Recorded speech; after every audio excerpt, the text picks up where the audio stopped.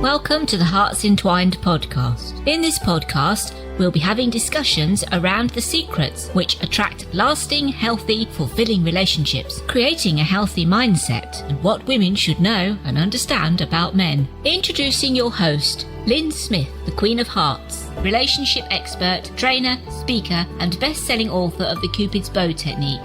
Lyn's mission is to have a positive impact in reducing divorce, domestic violence, and suicide. Welcome to the Hearts Entwined podcast. This is your host, Lyn Smith, the Queen of Hearts. And today I've got a fabulous couple on who are relationship and intimacy experts. So just for a change, we're going to have the feminine and masculine dynamic as guests, and they are Bas Waijers. Is that pronounced right? Bas, your surname Waijers? Yeah, it's actually, it's like a shortened version of Sebastian. So I always say, you can say Bas. Bas, okay. Bas Waijers and his partner Priska Baumann. Is that pronounced right, Priska? That's perfectly pronounced. And you're currently living in the Netherlands, I believe. Yeah, that's very true. I'm Dutch from origin, and Priska comes from Switzerland. And in 2016, the end of 2016, she moved in with me. Excellent. Well, on that note, Bas, I'd love for you and Priska to share your journey because we had a little conversation off air and I was fascinated by what happened in terms of how you met and how you got into the industry. Yeah, I'm gladly to share this with you, or we are actually. Back in 2015, I was still married. I'm a father of 2 kids, and I was a teacher for special needs kids. And in the summer, I got into this Facebook group. It was about spiritually oriented people and from all over the world, actually. And there was also Priska. And like immediately I thought, oh, that's quite an interesting woman, but I was married and I was not out for anything romantically, because actually I was quite happy in my marriage. And we started connecting more, and then a person in this group created, I think it was on the Sunday evenings, a place where we could do global meditations at the same time. And I was there, Priska was there in her own country, and the first time we did that, something very, very amazing happened, and it really blew me out of my socks, because all of a sudden, while I was in this vortex, I saw Priska. She was in the same room with me. I could literally feel her, smell her, almost touch her, feel her vibration and her energy. And this was so incredibly scary because it was actually the first time this ever happened to me. So I kept it for myself. I didn't share. And then the second time we did this global meditation again, exactly the same thing happened. And it was so special that I had to share it. So I talked about it to Priska. And then what happened? Yeah, I almost fainted because exactly the same thing happened to me too. Already the first time and the second time, and I was scared. I was so scared because I felt a love that was so big for this man, and I knew he was married. I knew there were 2 kids. He was living in another country. The last thing I wanted is to fall in love with a married man. And by what happened, I mean, like, this was so special. I mean, like, I'm a spiritual person. I talk to angels, and I have like all these shamanistic backgrounds, but never ever happened something like that as a human person visited me so vividly in my own space. So I knew there was something big, but I would have never talked about it if Bas wouldn't have opened up to me about it. And that's when Bas wanted to meet me and figure out what there was. And I didn't want that. I really didn't want that because I was so scared of the consequences that could derive from that. But then even his wife, we were in contact. So I was also in contact with his wife, and she knew about this encounter and everything that had happened. We were very open about it.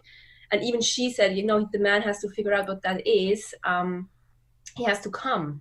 Yeah, because like we read a lot about soulmates, about twin flames, and I read lots of stuff about it, but I never had experienced something like that. And I really had to figure out what this connection, if it would only be a meditation trick, or if there would really be something very, very, very special spiritually, but also maybe romantically between us, because I really had the feeling if I do not figure this out, I will always feel this black hole within myself. And I know this sounds incredibly dramatic, but this really was how I perceived it, how I really felt it. So I had to go to Switzerland to see what it was about. And the first time we met on the airport in Switzerland, it was clear, because we hugged each other, and it was so incredibly clear that it was not only spiritually but also physically, romantically. And then when I went home again, I actually knew that I had to make one of the toughest decisions of my life, and I had to speak to my wife, and this is what actually happened. So when he left, I had no clue that he would choose me, or that it would happen, because we were just like, I didn't want to influence his choice, and he didn't want to be influenced neither, so we didn't know about each other's choices. He also had no clue if I would come to the Netherlands, because it was clear he has kids, so it was my I had to make the big move. And 2 days later he wrote me, we're getting a divorce, and I did not know if I was the happiest person or the saddest person at that moment. Yeah, I mean, it was both at the same time. Yeah. So, very difficult and tricky circumstances, but I suppose, Bas, how did your wife receive it? Did she sort of know within herself it was the right thing to do as well, or was she resistant to it to start with? In the start, she was very resistant because she was just incredibly hurt. And I think a part of her knew, because what Priska already said, we took her along the journey in so like we shared information about what had happened. And I think a part of her wanted to be this understanding woman, and another part in her already felt, okay, this might be the end. So she was incredibly sad, and only later, when she had moved in her own house and when we also had time to come back into ourselves again, she also was able to express that there were things, very essential things in a marriage that really were not working anymore, and that she also could see where she didn't step up. So she also could take responsibility for her part of the dynamics that actually did not work. I think this is the hardest thing, isn't it, for people to understand, that when you go through a separation of a relationship, you're both equally responsible for creating that. Although one person might instigate that, I think further down the line, I think the other person, although they maybe have been devastated, can see that actually, you know what, in hindsight, I can see there was a blessing in what happened. Yeah, that's very, very, very true. And they're like, also with the people we work with, people have a very hard time, and understandably, because sometimes even I'm an expert there, but even I slip into these dynamics. But it's sometimes so hard to,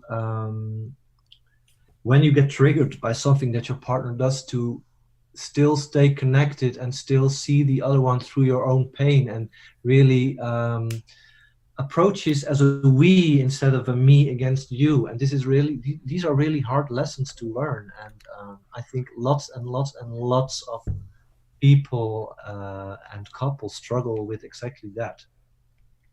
Yeah, I 100% agree. And for you, Priska, I think it was quite, I suppose, brave and insightful and wise of you to sort of be open to, I suppose, thinking to yourself, whatever happens, it's meant to be, and if he's meant to come to me, then I have to, see what happens and trust this process, and if he doesn't, then I'll have to accept that too.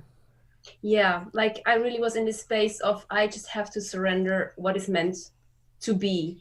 And I really have to say it was the toughest decision. It wasn't even a decision. I knew this is the love of my life. And if I'm going to say no to this, like something of my life is just going to be missing forever in a way. At the same time, it was the scariest way that I've ever like embarked on this journey that I've embarked on, because so much judgment of society was being thrown towards me. I was guilty for the separation. I was guilty when the kids were sad. I was guilty for everything. It was really like the societal, because I was very open about it. I shared my journey also online on YouTube.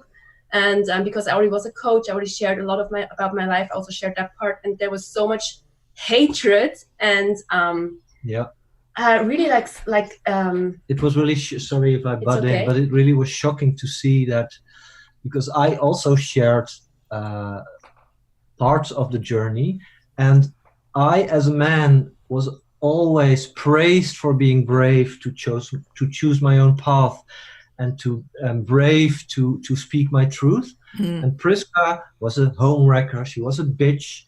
There were people who wanted to jump through the screen and to beat the sense out of her. It was really so painful to see, and especially by women towards Priska. Yes, it was so painful to see the toxicity in what's supposed to be sisterhood. Yeah. I've witnessed that too. It's very, very shocking, isn't it? It rocks you to the core almost. That you know, it's unbelievable to see these words or hear these words, isn't it? When you really see the poison come out directed at somebody you love. Yeah, absolutely. And it was also quite hard next to that, because these were women that I don't know. They're not like people I have ever seen or met in my life. They don't know me or who I am. So it's easier to draw a line there.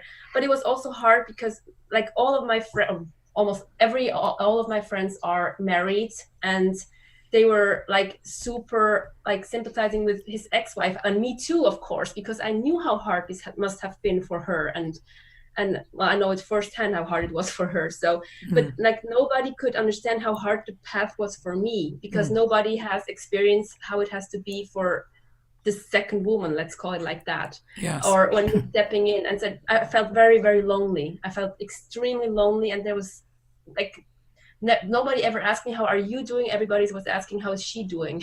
Yeah. And at one point it really hurt me also, because I felt like I get it, but I'm also a person, and it's not always it's not fun to fall in love with a married man, especially not when you're an empath, if you don't want to hurt people. I think it was a journey of my life, and I'm still working on it partially. There have been like things triggered within me that have never, or have been triggered only as a child, or like a lot of stuff came up. So it was a lot to work through for me. Yeah. And I'm very grateful for it as well, because I have grown in these last, 5 years? Yeah. In so many ways. So I'm very grateful for the journey as well. I can understand, you must have felt very isolated, and that nobody cared about your feelings or understood your feelings, and probably they didn't. To be fair, I suppose you had to, be the stronger and bigger person in trying to understand them and the reasons why they were directing all this. I can only think of shit, the word shit towards you. So excuse my language. And, think about, well, actually, they've probably not been in this situation, so they know no better. That's exactly. True. And it also has to do with priority, because even I, in the beginning, did not choose to be there for Priska, because Priska is a very strong woman and she can really do her own things. And I chose to make it as easy as possible for my ex-wife, because I thought and I felt, okay, the divorce is already such a heartbreaking experience for her. So I want to make it as smooth as possible for her. And in doing that, I totally forgot Priska's needs there. So even I, in the beginning, was not there for Priska, which made it extra hard and extra isolated for her. Yeah, but again, it was a blessing in disguise, I guess. Of course, it was also isolating, because I moved into another country. I left all my life behind, all my friends, all my family, all my acting, and I was living in a little small room on my own with my dog, and started my own online business there to just survive. So it was also physically, I was just isolated with a different language that I didn't speak yet, and didn't know anybody in this country. And so it was like physically and emotionally, it was like this, I was a hermit in a way. And I just had to deal with all these things. But I really think it was also the birthplace of so much goodness and richness in my life. Yeah. So I don't regret it, and I'm grateful for it now, looking back. But when you're in it, it's not so much fun, to be honest. No. And I suppose it's only when we look back we can connect the dots and see, in hindsight, all the lessons we've learned and all the benefits of having to have gone through what we've been through. Absolutely. Yeah, that's very true. You can't understand it whilst you're in the midst of it, unfortunately. No, you cannot see the path yet, but I was always in trust that everything will work out in the end. Yeah. Because I have, I went through enough crises in my life before that I knew that in the end it will all make sense in some way. Yeah. And so I'm very grateful for that. I actually have a quote on my Skype that says, all's well in the end, and if it isn't well, it hasn't ended yet. Yeah, that's a great so true. One. Yeah. That's so true. I love that. Yeah. That's one of my famous sayings that I like to put out there because, whenever we're going through challenge, it can be extremely painful. But I think it's important to point out to people that challenge is always temporary. That within that there is going to be opportunities to learn so much about life, about yourself. And, you'll be able to look back and think, you know what? That stressing was actually a blessing, because when I think about my own path, it's led me to where I am now, and I've got so much wisdom now to share. And I can see why I needed to go through those challenges in order to be able to share that now. Yeah, exactly. And it's also about we always see it as the beautiful gift in the ugly wrapping. And if you are able to open your heart and open your eyes to see the beautiful end, the beautiful present, even though the wrapping is as ugly as can be, then you can bring so much beauty and so much wisdom in your life. Yeah. And we surely have benefited enormously from that belief. Yeah. There's certainly an English saying, I don't know if you're aware of it, Bas, but there's a saying that yesterday's history, tomorrow's a mystery, today's the present, and that's why they call it a gift. That's a lovely one. I'm going to write it down later. That's a very nice one. Yeah, absolutely. Yeah, I also believe that in life you really get what you want either, or what you need. And mostly you get what you need because you don't even know what you need on first hand. So life is always providing you with exactly what you need. And I needed these lessons, and Bas needed his lessons, and we're grateful for them. And I think everybody has these stories in their lives where they had some harsh times or struggled with things. And in the end, when we get through them, when we really get to the other side, we can look back and see all the greatness that we have gained from these struggles, and we can forgive also the peoples and situations that were involved in these situations. Yeah, and I think that's a good point as well, Priska, in mentioning forgiveness, because that's such a massive thing to do, especially if somebody's really hurt you, and especially if somebody has been in a situation where they have been through a lot of trauma or violence at the hands of somebody, that that big word forgiveness is huge for them to take on board. But it actually does, if you can actually open your heart and do it, it frees you up so much. You feel so liberated, and that they now have no power to hurt you going forward. Exactly. Yeah. It's an act of freeing yourself. Yeah, because lots of people they say, I cannot forgive this person because he really did this and this and this to me, and it hurt me so much. But in the end, forgiveness is not about saying that it was good what the other person did and that you have to accept that or sweep it under the carpet, but it's really about freeing yourself of the burden of it, actually. Yeah. 100% agree. It is literally not about agreeing with their, it's about not condoning their actions or what they said or did. But like you said, it's about freeing yourself from them having any more power to hurt you going forward. Yeah. Exactly. Yeah. And it's also about seeing that everybody always does what they can. Everybody does always their best. And sometimes the best is not very much, that can be, but we're all trying to do our best. And also I think what I've learned over time that is forgiving is like a process. It's not something that you do once and it's gone. It's like it's in layers. And it's just something that you keep doing for a while. And until all of a sudden it's just gone. You just are okay and you have forgiven. Massively. And I can definitely relate to being able to forgive and how, you know, that was a bit of a journey, but once I got there, how liberating and freeing that was for myself, and you know, feeling that, you know what, you're not going to have any impact on my life anymore, or any power to hurt me anymore, and that was the gift in it. Yeah.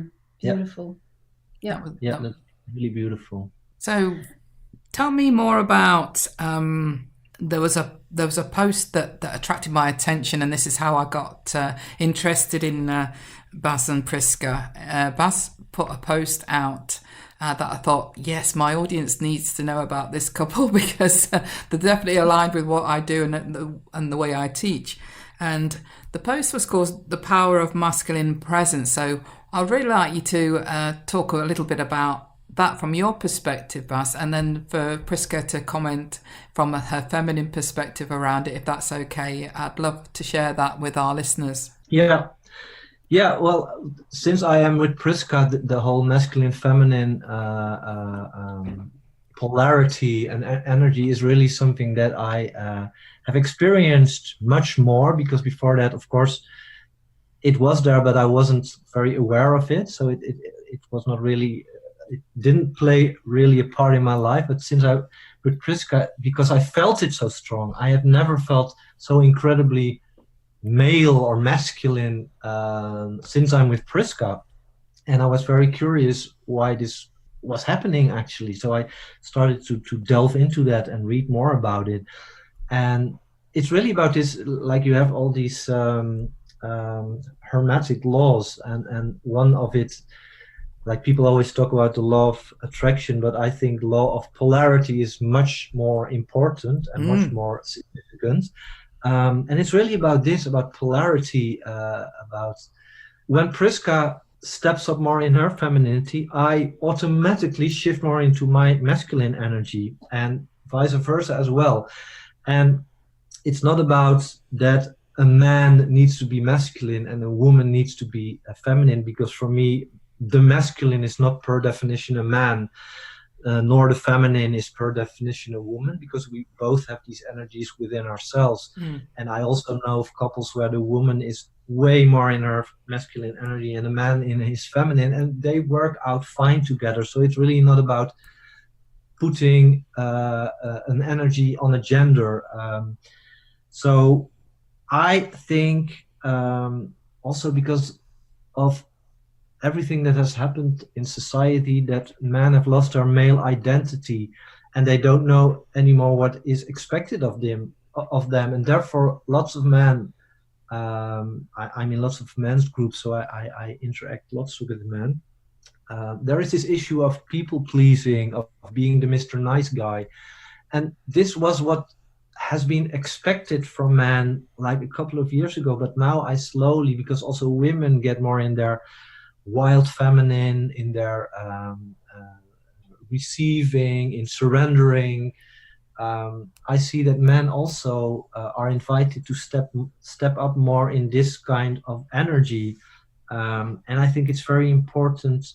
I think lots of people know the books of David Daida, which is, he is like the expert on masculinity, actually, and how he sees it is that men can be the protective banks of the river, so that women can flow freely as the water and being their core creative beings. And I think this is so beautiful, that a man can be this container. And this doesn't mean that men are not allowed to be emotional, because I think that you only can be a container if you are very much connected to your own feelings as a man as well.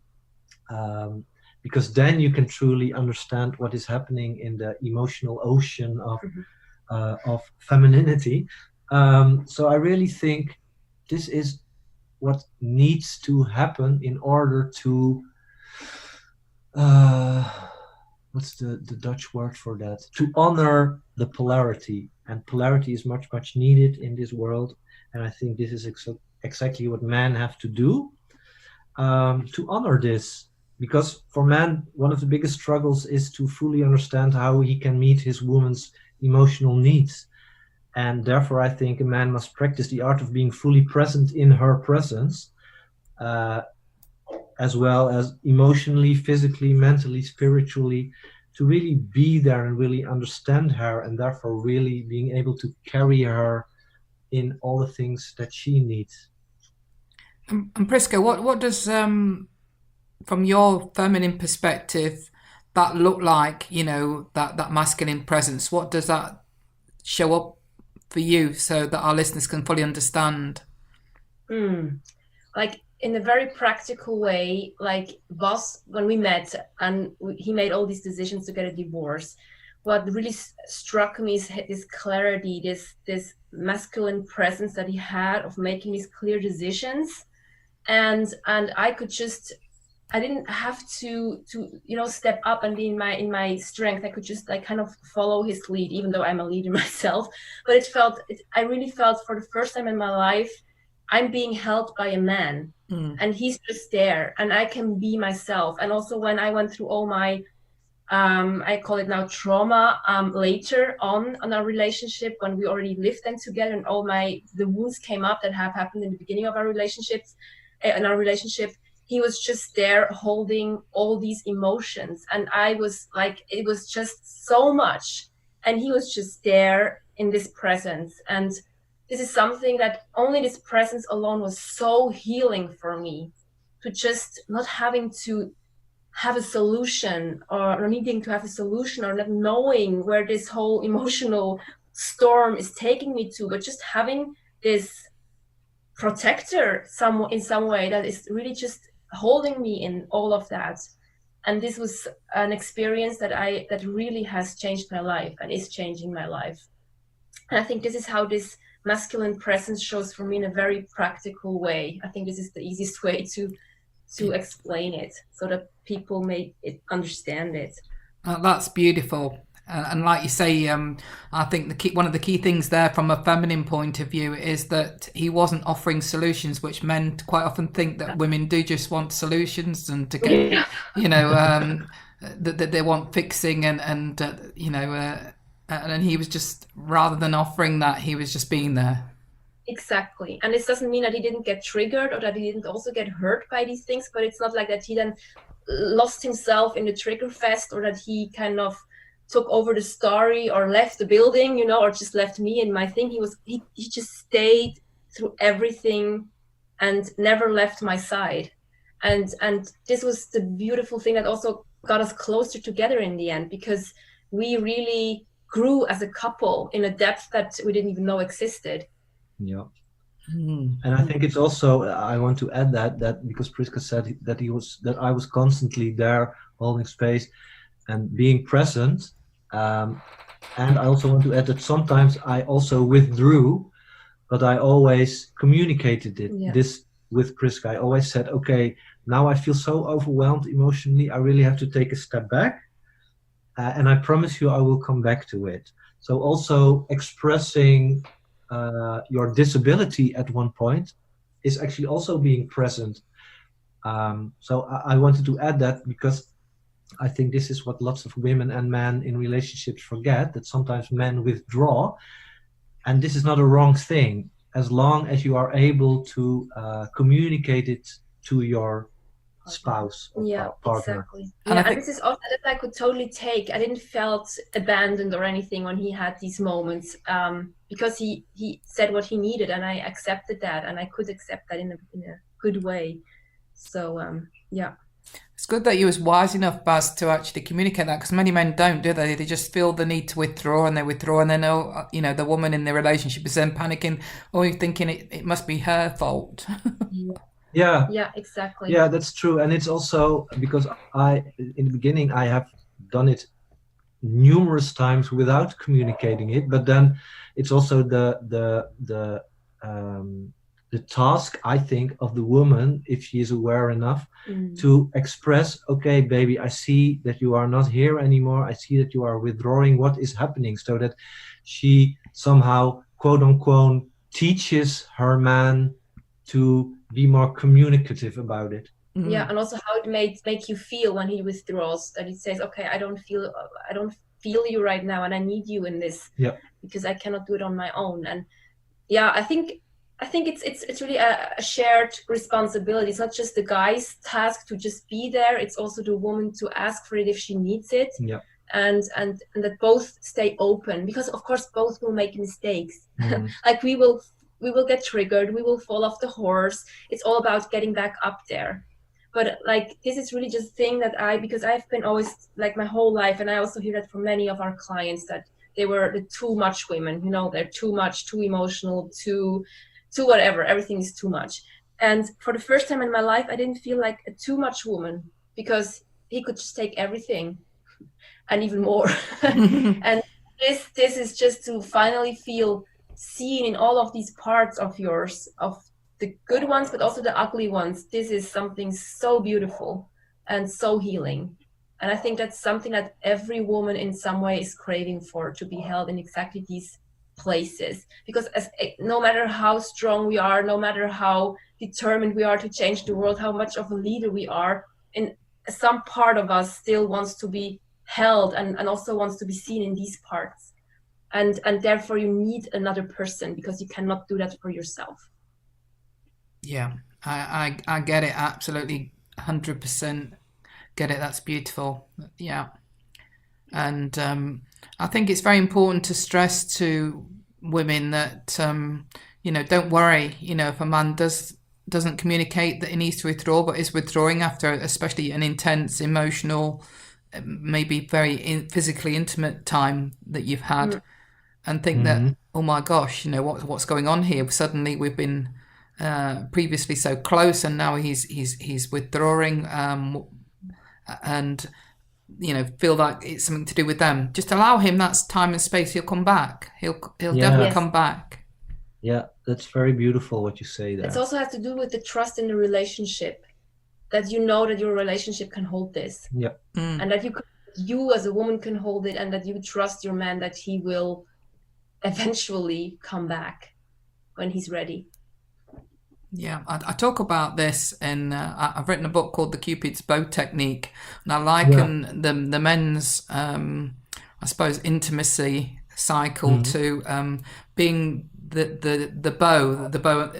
Think of an archer pulling his bow string to make the arrow really tight.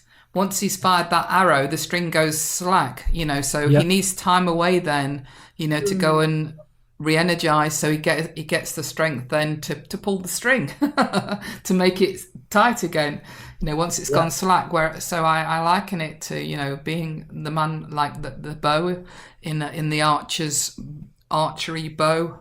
He's the one that's pulling the string and firing that love arrow towards you. But once he's fired it, he then needs to go away and and have that time apart. And that time apart is him pulling that string back again. So he's got it at full strength to be able to fire the next arrow, if you like, of intimacy.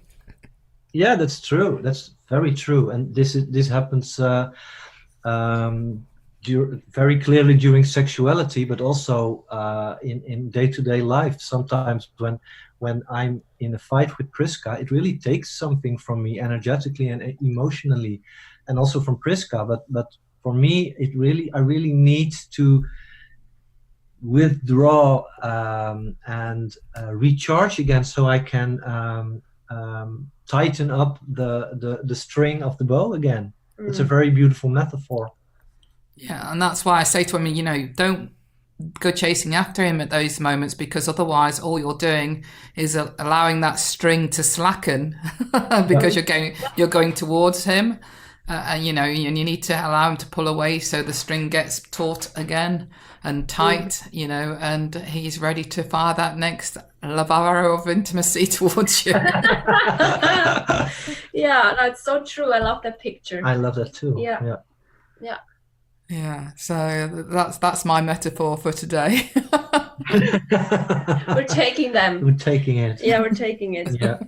Excellent. Well, on that note, I need to wrap things up because I'm very conscious of the time running away with us here, and I'm really loving this conversation. Yeah. So I definitely want to invite you both on again, and as individuals as well, to talk about, more feminine things from a feminine perspective with Priska, as well as more the masculine take on things with Bas, both separately as well as together going forward. So for the benefit of our listeners, Bas and Priska, what's your best contact information that they can get you on?